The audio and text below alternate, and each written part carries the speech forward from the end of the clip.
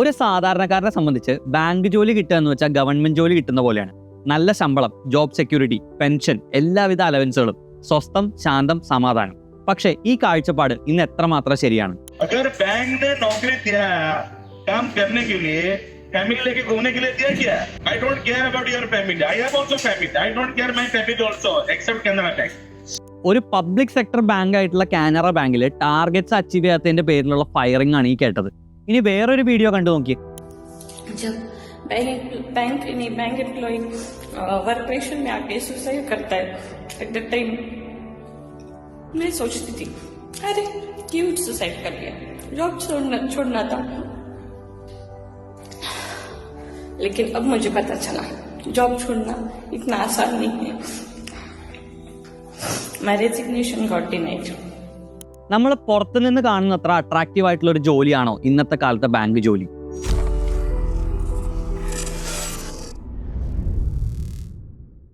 ബാങ്കിലെ ജോലിയുള്ള എൻ്റെ കസിൻസിനോടും ഫ്രണ്ട്സിനോടൊക്കെ സംസാരിക്കുമ്പോൾ അവർ ഈ ഓവർ ടൈം ജോലി ചെയ്യേണ്ടി വരുന്നതിനെ പറ്റിയും സ്ട്രെസ്സിനെ പറ്റിയൊക്കെ പറയാറുണ്ട്.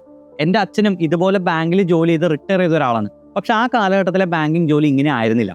ഈ കോൺട്രഡിക്ഷൻ കേട്ടപ്പോൾ ഇതിനെപ്പറ്റി ഒന്ന് റിസർച്ച് ചെയ്ത് നോക്കിയാലോ എന്ന് തോന്നി. ജസ്റ്റ് യൂട്യൂബിൽ ഒന്ന് സെർച്ച് ചെയ്തപ്പോൾ തന്നെ നൂറുകണക്കിന് വീഡിയോസാണ് why I quit my government bank job, why I quit SBI PO എന്നൊക്കെ പറഞ്ഞ് കണ്ടത്. ഈ വീഡിയോസ് കണ്ടു നോക്കിയപ്പോൾ ഒരു കാര്യം മനസ്സിലായി. എൻ്റെ ഫ്രണ്ട്സും കസിൻസും മാത്രമല്ല, ബാങ്കിൽ ജോലി ചെയ്യുന്ന ഒരുപാട് ആളുകൾ ഇത്തരത്തിലുള്ള പ്രശ്നങ്ങൾ ഫേസ് ചെയ്യുന്നുണ്ട്. അതായത് പുറത്ത് നിൽക്കുന്ന ആളുകൾ മനസ്സിലുണ്ടാക്കി വെച്ചിരിക്കുന്ന ഒരു സങ്കല്പം പോലെയല്ല മോഡേൺ ബാങ്കിങ് ജോലി. മോഡേൺ ബാങ്കിങ് ജോലി ഇത്ര സ്ട്രെസ്ഫുൾ ആവാനുള്ള കാരണങ്ങളിൽ ഏറ്റവും ഇമ്പോർട്ടൻറ്റ് വർക്ക് ലോഡും വർക്കിംഗ് ടൈമുമാണ്. പൊതുവെ ബാങ്കിങ് ടൈം 10 മുതൽ 5 വരെ എന്ന് പറയെങ്കിലും ബാങ്കിൽ ഓഫീസർ റാങ്കിൽ വർക്ക് ചെയ്യുന്ന ഒരാൾ രാവിലെ 9 മണിക്ക് ബ്രാഞ്ചിലെത്തിയാൽ എല്ലാ ജോലിയും കഴിഞ്ഞ് വീട്ടിലെത്തുമ്പോൾ മിക്കവാറും രാത്രി 9 മണിയാവും. അതായത് ഒരു ഫിക്സ്ഡ് വർക്കിംഗ് ടൈം ഇല്ല. ഇന്ന് ബാങ്കുകളിൽ സെക്കൻഡ് സാറ്റർഡേയും ഫോർത്ത് സാറ്റർഡേയും ഹോളിഡേ ആണ്, പക്ഷെ ബാക്കിയുള്ള എല്ലാ സാറ്റർഡേയ്സും വർക്കിംഗ് ആണ്. ഇത് മാറ്റി ആഴ്ചയിൽ 5 ദിവസം മാത്രം വർക്കിംഗ് ആക്കണമെന്നും ഒരു പ്രോപ്പർ വർക്കിംഗ് ടൈം ഫിക്സ് ചെയ്ത് ജോലി തീരുന്നവരെ പണിയെടുക്കണമെന്ന രീതി മാറ്റണമെന്നും കുറേ നാളുകളായിട്ട് ബാങ്കേഴ്സ് അസോസിയേഷൻ ഡിമാൻഡ് ചെയ്യുന്നുണ്ടെങ്കിലും അത് ഇതുവരെ നടപ്പാക്കിയിട്ടില്ല. ഇവിടെ എടുത്തു പറയേണ്ട ഒരു കാര്യം എന്താണെന്ന് വെച്ചാൽ ഇന്ത്യയിലെ ബാങ്കേഴ്സ് ബാങ്ക് എന്നറിയപ്പെടുന്ന RBI വർക്ക് ചെയ്യുന്നത് ആഴ്ചയിൽ 5 ദിവസമാണ്. അതുപോലെ തന്നെ LIC വർക്ക് ചെയ്യുന്നതും 5 ദിവസം. മറ്റ് ഇൻഷുറൻസ് കമ്പനികളും ഇത് തന്നെ. പക്ഷെ ബാങ്കുകൾക്ക് മാത്രം ഈ പ്രിവിലേജ് ഇല്ല. ഈ ഓവർ വർക്കിംഗ്, അതായത് കൃത്യമായിട്ട് സമയമില്ലാതെ ജോലി ചെയ്യിപ്പിക്കുന്ന രീതി ഒരു ടൈപ്പ് എക്സ്പ്ലോയിറ്റേഷൻ ആണെന്ന് റീസെന്റ് പാർലമെന്റിൽ തൃണമൂൽ കോൺഗ്രസിന്റെ ഒരു MP പറഞ്ഞിരുന്നു. Bank employees are burdened with excessive workload, extended hours and mounting pressure to meet unachievable targets. The Indian Banks Association has already approved the implementation of a 5-day banking week, yet the government has taken no step to enforce it. Despite bodies like RBI, insurance companies and other government organizations following 5-day work week. ശരിക്കും ഇന്നത്തെ കാലത്ത് banking ട്രാൻസാക്ഷൻസിന്റെ നല്ലൊരു പങ്കും internet വഴി ആളുകൾ സ്വയമാണ് ചെയ്യാറ്. അതുകൊണ്ട് തന്നെ ബ്രാഞ്ചിൽ പോകേണ്ട ആവശ്യം വരാറില്ല. ഇപ്പൊ എന്റെ കേസ് തന്നെ നോക്കിയാൽ ഞാൻ കഴിഞ്ഞ വർഷം ബാങ്കിന്റെ ബ്രാഞ്ചിൽ പോയത് 1-2 വട്ടമായിരിക്കും. നിങ്ങളിൽ പലരും അങ്ങനെ തന്നെയായിരിക്കും. അപ്പോൾ പിന്നെ ബ്രാഞ്ചിൽ വരുന്ന ആളുകളുടെ എണ്ണം കുറയില്ലേ? അപ്പോൾ ഇവരുടെ ജോലി ശരിക്കും കുറയുകയല്ലേ ചെയ്യേണ്ടത്? ഇവിടെ ജോലി കുറയാത്തതിന്റെ കാരണം ബാങ്കിങ് ട്രാൻസാക്ഷൻസിന്റെ നല്ലൊരു പങ്ക് ഓൺലൈൻ ആയെങ്കിലും ബാങ്കിന്റെ റീറ്റെയിൽ ബിസിനസ്, അതായത് account opening, FD, loan processing ഒക്കെ ഇപ്പോഴും 90% നടക്കുന്നത് ബാങ്കിന്റെ ഫിസിക്കൽ ബ്രാഞ്ച് വഴിയാണ്.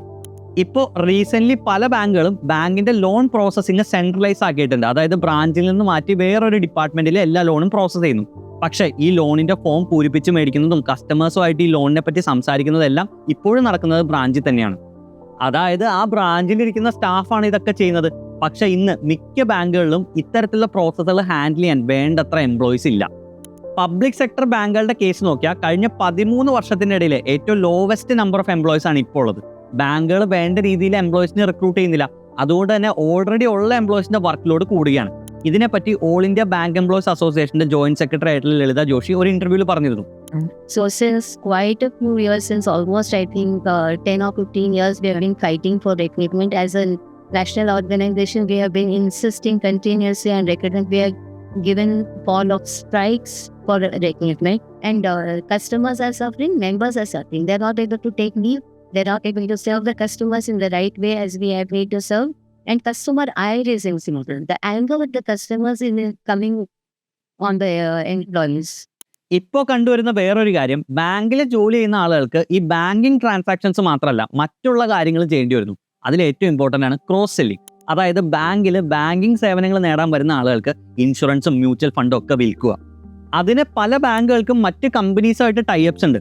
ഇങ്ങനത്തെ പ്രൊഡക്ട്സ് വിറ്റാൽ ബാങ്കുകൾക്ക് കൂടുതൽ കമ്മീഷൻ കിട്ടും. അതുകൊണ്ട് തന്നെ ബാങ്കുകൾ ഇത്തരത്തിലുള്ള പ്രൊഡക്ട്സ് വിൽക്കാൻ കൂടുതൽ പുഷ് ചെയ്യും. ഓഫീസേഴ്സ് ഇത്തരത്തിലുള്ള പ്രൊഡക്ട്സ് കൂടുതൽ സീരിയസ് ആയിട്ട് വിൽക്കാൻ വേണ്ടി അവർക്ക് ഇൻസെൻറ്റീവ്സ് നൽകും. ചിലപ്പോൾ ഗിഫ്റ്റുകളും, ഗോൾഡ് കോയിൻ, സിൽവർ കോയിൻ അല്ലെങ്കിൽ വിദേശ ട്രിപ്പുകൾ, അങ്ങനെ പലതും. ഓഫീസേഴ്സിനെ സംബന്ധിച്ച് ഇങ്ങനത്തെ പ്രൊഡക്ട്സ് വിറ്റാൽ അവർക്ക് ഇൻസെൻറ്റീവ്സ് മാത്രമല്ല കിട്ടുന്നത്, നല്ല പെർഫോമൻസ് റിവ്യൂസും കിട്ടും. ഇത് ഭാവിയിൽ അവരുടെ പ്രൊമോഷൻ ചാൻസസ് ഇൻക്രീസ് ചെയ്യും. സോ ഒരർത്ഥത്തിൽ താല്പര്യമില്ലെങ്കിലും ഇതൊക്കെ വിൽക്കാൻ ബാങ്കിലെ എംപ്ലോയീസ് ഫോഴ്സ് ചെയ്യപ്പെടുകയാണ്. കാരണം ഞാൻ വിറ്റില്ലെങ്കിൽ എൻ്റെ അടുത്തിരിക്കണം വിൽക്കും, അവന് കരിയർ ഗ്രോത്ത് ഉണ്ടാവും, എനിക്ക് പ്രൊമോഷൻ കിട്ടില്ല. കോറയിൽ ചില ബാങ്ക് ഓഫീസേഴ്സ് ഈ ക്രോസ് സെല്ലിങ്ങിനെ പറ്റി ഇട്ട പോസ്റ്റുകളിൽ പറയുന്നത് ഈ ക്രോസ് സെല്ലിംഗ് നടത്തിയില്ലെങ്കിൽ ട്രാൻസ്ഫർ എന്ന് പറഞ്ഞ് പേടിപ്പിക്കും, അല്ലെങ്കിൽ ലോ പെർഫോമൻസ് റേറ്റിംഗ് നൽകും എന്നൊക്കെയാണ്.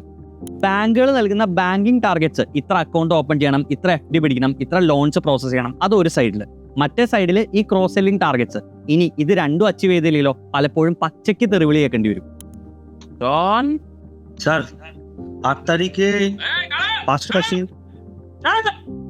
For you, my CPI score is 77. Today I will issue HR memo to you and Tithi. ഈ കണ്ടത് HDFC ബാങ്കിലെ സീനാണ്. പ്രൈവറ്റ് ബാങ്കുകളിൽ ഇങ്ങനെയൊക്കെയാണ് സെയിൽസ് പ്രഷറും ടാർഗറ്റ് ഒക്കെ ഉണ്ടാകുമെന്ന് എല്ലാവർക്കും അറിയാം. പക്ഷേ ഇപ്പോൾ പബ്ലിക് സെക്ടർ ബാങ്കുകളുടെ അവസ്ഥയിൽ ഇങ്ങനെ തന്നെ ആയിക്കൊണ്ടിരിക്കുകയാണ്. ബാങ്ക് ഓഫ് ബറോഡയുടെ ഒരു ലീക്ഡ് സൂം കോൾ ഒന്ന് കണ്ടു നോക്കി.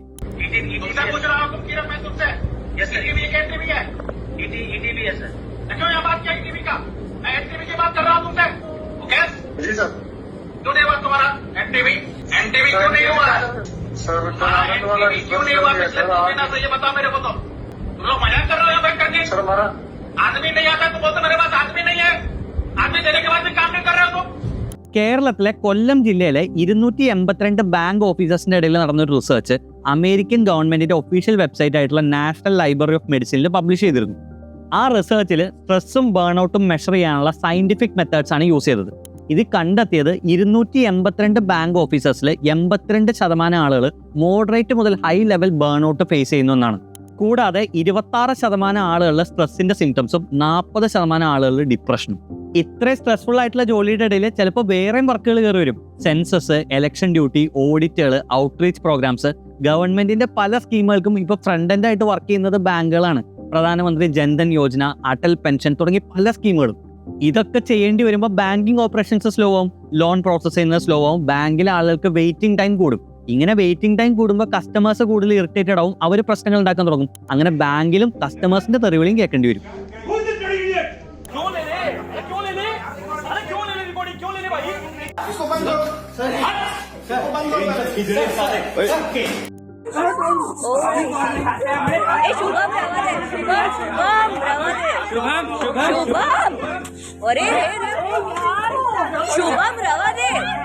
ഇനി ഇത്രയും പണിയെടുത്താൽ കിട്ടുന്ന സാലറിയോ? ഒരു കാലത്ത് നമ്മുടെ സൊസൈറ്റിയിൽ ഏറ്റവും നല്ല സാലറി കിട്ടുന്ന ജോലികൾ ഒന്നായിരുന്നു ബാങ്കിങ് ജോലി. സെൻട്രൽ ഗവൺമെന്റ് സാലറിക്ക് തുല്യം. ഇന്ന് ആ സാലറി മോശമാണ് എന്നല്ല പറയുന്നത്, പക്ഷേ സെൻട്രൽ ഗവൺമെന്റിൽ ഇതേ റാങ്കിൽ വർക്ക് ചെയ്യുന്ന ആളുകളെക്കാളും ബാങ്കിലെ സാലറി ഇപ്പോൾ കുറവാണ്. 10 വർഷം മുമ്പത്തെ ന്യൂ ഇന്ത്യൻ എക്സ്പ്രസിലെ ഒരു ആർട്ടിക്കിളിൽ പറയുന്നത് ഡെയിലി വേജ് വെച്ച് നോക്കിയാൽ ഒരു ദിവസം ഒരു കൂലിപ്പണിക്കാരന് ജോലി ചെയ്യുമ്പോൾ കിട്ടുന്ന പൈസയെക്കാളും കുറവാണ് ഒരു ദിവസം ജോലി ചെയ്ത ഒരു ബാങ്കിലെ ക്ലർക്കിന് കിട്ടുന്നത്. ഇന്നും അതിന് വലിയ മാറ്റമൊന്നുമില്ല. ബാങ്ക് ജോലിയുടെ വേറൊരു ഹൈലൈറ്റ് ആയിരുന്നു പെൻഷൻ. പണ്ടൊക്കെ ബാങ്കിൽ ജോലി ചെയ്ത് റിട്ടയർ ചെയ്യുന്ന ഒരാൾക്ക് ലാസ്റ്റ് ഡ്രോ ചെയ്ത ബേസിക് സാലറിയുടെയും DAയുടെയും 50% പെൻഷനായിട്ട് കിട്ടും. അതായത് ഒരാൾ റിട്ടയർ ചെയ്യുന്ന സീനിയർ മാനേജർ ആയിട്ടാണെങ്കിൽ അയാൾ ലാസ്റ്റ് ഡ്രോ ചെയ്ത ബേസിക് സാലറിയുടെയും DAയുടെയും 50% അയാൾക്ക് പെൻഷനായിട്ട് കിട്ടും. എത്ര നാൾ സീനിയർ മാനേജറായിട്ട് ജോലി ചെയ്തു എന്നത് മാറ്റർ അല്ല. പക്ഷേ ഇപ്പോൾ അങ്ങനെയല്ല. ഇപ്പോൾ ഉള്ളത് കോൺട്രിബ്യൂട്ടറി പെൻഷനാണ്. അതായത് ഒരു എംപ്ലോയിയും ബാങ്കും എല്ലാ മാസവും ഒരു ഫിക്സ്ഡ് എമൗണ്ട് ഒരു ഫണ്ടിലേക്ക് കോൺട്രിബ്യൂട്ട് ചെയ്യും. അയാളുടെ സാലറിക്ക് അനുസരിച്ചിരിക്കും ഈ കോൺട്രിബ്യൂട്ട് ചെയ്യുന്ന എമൗണ്ട്. എത്ര പൈസ ഈ ഫണ്ടിലേക്ക് അടച്ചു, എത്ര പൈസ ഈ ഫണ്ടിൽ നിന്ന് റിട്ടേൺസ് കിട്ടി എന്നതിനൊക്കെ ഡിപ്പെൻഡ് ചെയ്താണ് ഇപ്പോൾ പെൻഷൻ തീരുമാനിക്കുന്നത്. അതായത് നേരത്തെ പോലെ ഒരു ഫിക്സ്ഡ് പെൻഷൻ ഇപ്പോൾ ഇല്ല. ഇനി കരിയർ ഗ്രോത്ത് അഥവാ പ്രൊമോഷൻസിന്റെ കേസ് നോക്കിയാൽ ഇത് പല ബാങ്കുകളിലും പ്രൊമോഷൻ പ്രോസസ്സ് അത്ര ട്രാൻസ്പെറന്റ് അല്ല. Bank of Baroda officers union ഇറക്കിയ ഒരു സർക്കുലറിൽ പറയുന്നത് ബാങ്കിന്റെ പ്രൊമോഷൻ പ്രോസസ്സ് ഒട്ടും ട്രാൻസ്പെറന്റ് അല്ല എന്നാണ്. കാരണം ഈ പ്രൊമോഷൻ കിട്ടിയ ആളുകളുടെ മാർക്ക് എത്രയാണെന്നോ ഇതിന്റെ കട്ട് ഓഫ് എത്രയായിരുന്നോ ഒന്നും പബ്ലിഷ് ചെയ്യുന്നില്ല. ജസ്റ്റ് ഒരു ഫൈനൽ ലിസ്റ്റ് മാത്രം പബ്ലിഷ് ചെയ്യുന്നു. അതുകൊണ്ട് തന്നെ എന്ത് ബേസിസിലാണ് സെലക്ഷൻ നടന്നത് എന്ന് ആളുകൾക്ക് മനസ്സിലാകാത്തൊരവസ്ഥ. ബാങ്ക് ഓഫ് ഇന്ത്യയിലും സിമിലർ പ്രോബ്ലം തന്നെയുണ്ട്. അവിടെയും ഇതുപോലെ അസോസിയേഷൻ മാനേജ്മെന്റിനോട് ഈ പ്രോസസ്സ് കൂടുതൽ ട്രാൻസ്പെറന്റ് ആക്കണമെന്ന് ഡിമാൻഡ് ചെയ്തിരുന്നു. ഇപ്പോൾ കാണുന്ന മറ്റൊരു കാഴ്ച ബാങ്കുകൾ എംപ്ലോയീസിനെ പെർഫോമൻസിന്റെ ബേസിസിൽ ഗ്രേഡ് ചെയ്യുന്നു. ചില ബാങ്കുകളിൽ ഇത് ബാൻഡ് സിസ്റ്റമാണ്, ചില ബാങ്കുകളിൽ ഇത് ഗ്രേഡിംഗ് സിസ്റ്റമാണ്. ഇവിടെ പ്രശ്നം എന്താണെന്ന് വെച്ചാൽ ഒരു ബാങ്കിൽ പല ഓഫീസേഴ്സ് ചെയ്യുന്ന പല ജോലികളായിരിക്കും. ചില ആളുകൾ ലോൺ പ്രോസസ്സ് ചെയ്യും, ചില ആളുകൾ ഫ്രണ്ട് എൻഡ് ഹാൻഡിൽ ചെയ്യും, ചില ആളുകൾ കസ്റ്റമർ റിലേഷൻസ് ആയിരിക്കും മാനേജ് ചെയ്യുന്നത്, ചിലവരെ സെയിൽസും ക്രോസ് സെല്ലിംഗ് ഒക്കെ ആയിരിക്കും ചെയ്യുന്നത്. ഈ ക്രോസ് സെല്ലിംഗ് ഒക്കെ ചെയ്യുന്ന ആളുകളുടെ പെർഫോമൻസ് മച്ച് ബെറ്റർ ആയിരിക്കും, അവർക്ക് ഹയർ ബാൻഡുകൾ കിട്ടും.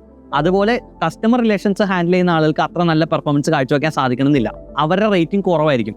ഇതൊക്കെ കൊണ്ട് തന്നെ എന്താ സംഭവിക്കുന്നത് വെച്ചാൽ ഒരു പാരിറ്റി നഷ്ടപ്പെടുകയാണ്. ഈ പ്രൊമോഷൻ പ്രോസസ്സിൽ എല്ലാ ഓഫീസേഴ്സിനും ഒരു തുല്യത ഇല്ലാതാവുന്നു. അതായത് ഇന്നത്തെ കാലത്ത് ബാങ്കിൽ പ്രൊമോഷൻ കിട്ടുന്നത് ഹാർഡ് വർക്കും ഡെഡിക്കേഷനും കൊണ്ട് മാത്രമല്ല, നിങ്ങൾക്ക് അസൈൻ ചെയ്ത് തരുന്ന ബ്രാഞ്ച് നല്ലതാണെങ്കിലോ നിങ്ങളുടെ ഡ്യൂട്ടി നല്ലതാണെങ്കിലോ ഒക്കെ നിങ്ങൾക്ക് പ്രൊമോഷൻ ചാൻസസ് കൂടുതലായിരിക്കും.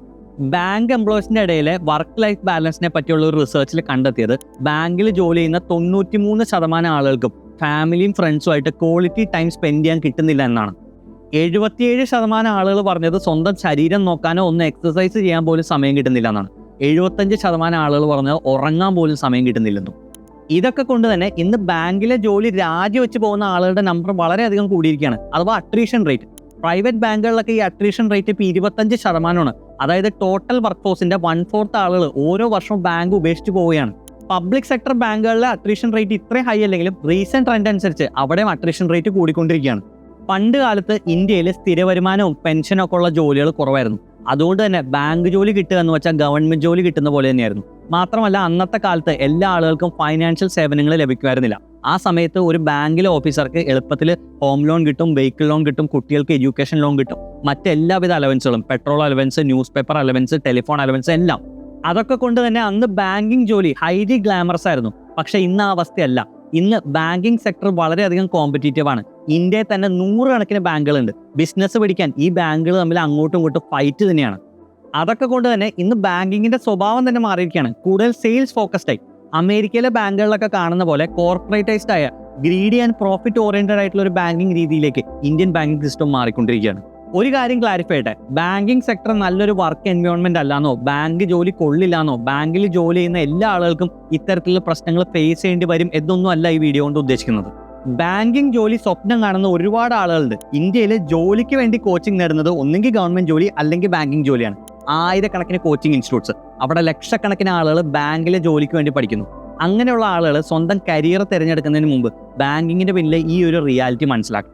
ആ റിയാലിറ്റി മനസ്സിലാക്കി നിങ്ങൾക്ക് ഈ ജോലി ചെയ്യാൻ പറ്റും എന്നൊരു ഇൻഫോംഡ് ഡിസിഷന്റെ ബേസിസിൽ വേണം ഈ കരിയർ തിരഞ്ഞെടുക്കാൻ. ഈ വീഡിയോ കാണുന്ന നിങ്ങളിൽ ആരെങ്കിലും ബാങ്കിൽ ജോലി ചെയ്യുന്ന ആളുകളാണെങ്കിൽ തീർച്ചയായും നിങ്ങൾക്കുണ്ടായിട്ടുള്ള ഇത്തരത്തിലുള്ള എക്സ്പീരിയൻസസ് കമന്റ് സെക്ഷനിൽ ഷെയർ ചെയ്യാം.